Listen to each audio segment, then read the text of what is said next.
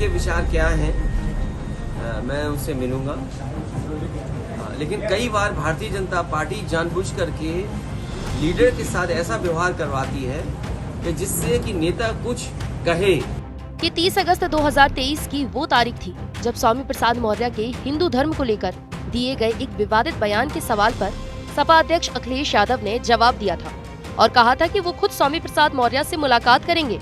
अब पता नहीं अखिलेश की वो मुलाकात हुई भी या नहीं, और अगर हुई तो उसका कोई ठोस नतीजा क्यों नहीं निकला।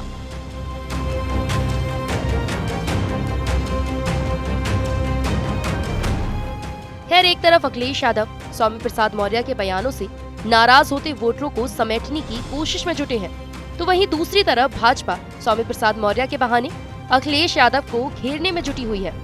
दरअसल दिवाली के दिन स्वामी प्रसाद मौर्य ने पहले लक्ष्मी माता के 4 हाथों पर टिप्पणी और फिर उसके अगले दिन कैमरे के सामने आकर बयान देकर समाजवादी पार्टी अध्यक्ष अखिलेश यादव के लिए मुश्किलें खड़ी कर दी हैं। हमने केवल 4 हाथ ही नहीं कहा हूँ, 4 हाथ, 8 हाथ, 10 हाथ, 20 हाथ, 1000 हाथ वाला बच्चा आज तक पूरे दुनिया में नहीं पैदा हुआ है। और यदि कहीं पैदा हुआ हो तो उनको मैं चुनौती देता हूँ, वो उसे हमें बताएं, हम उसे स्वीकार करेंगे।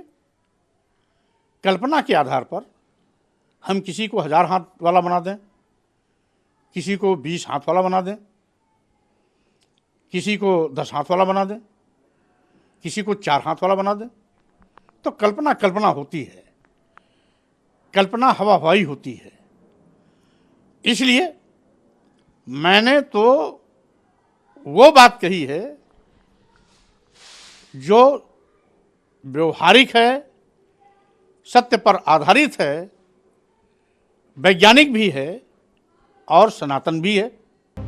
इससे पहले स्वामी प्रसाद मौर्य ने रामचरितमानस, हिंदू मंदिरों, हिंदू धर्म, सनातन और ब्राह्मण को धोखा बताया था, लेकिन उनके ऊपर पार्टी की तरफ से ना तो उस वक्त कोई कार्रवाई की गई और ना इस बार।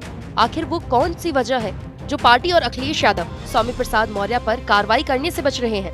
स्वामी प्रसाद मौर्य के बयानों से पार्टी असहज है। स्वामी प्रसाद मौर्य का विरोध सपा के अंदर भी जोर शोर से हो रहा है, लेकिन स्वामी के खिलाफ अब तक कोई भी कार्रवाई से सवाल उठ रहा है कि अखिलेश के लिए स्वामी मजबूरी है या जरूरी।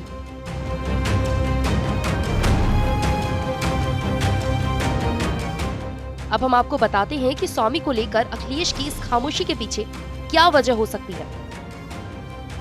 यूपी में मौर्य वोटर्स करीब 8% के आसपास है। सीटों के हिसाब से देखें तो यूपी विधानसभा में मौर्य वोटरों का करीब 100 सीटों पर प्रभाव है। राज्य के इटावा, एटा, फिरोजाबाद, हरदोई, मैनपुरी, फर्रुखाबाद, कन्नौज, झांसी, ललितपुर, बदायूं समेत करीब 12 जिलों में मौर्य जातियों का दबदबा है। इतना ही नहीं, लोकसभा के 15 सीटों पर मौर्य वोटर जीत और हार में बड़ी भूमिका निभाते हैं। यूपी के सियासी गलियारों में स्वामी प्रसाद मौर्य को सबसे बड़ा नेता माना जाता है। रायबरेली, बदायूं, कुशीनगर और प्रतापगढ़ जिले में स्वामी प्रसाद मौर्य की सीधी पकड़ है। रायबरेली और कुशीनगर से खुद चुनाव लड़ चुके हैं, जबकि बदायूं से बेटी को जितवा चुके हैं। प्रतापगढ़ मौर्य का गृह जिला है और इलाहाबाद से उन्होंने राजनीतिक करियर की शुरुआत की थी।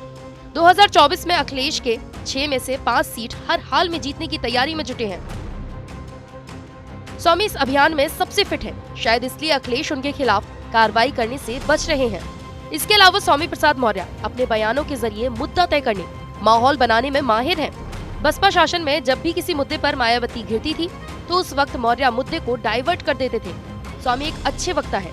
माना जा रहा है कि स्वामी अपने हिंदू वोट बैंक में बंटवारा करना चाहते हैं।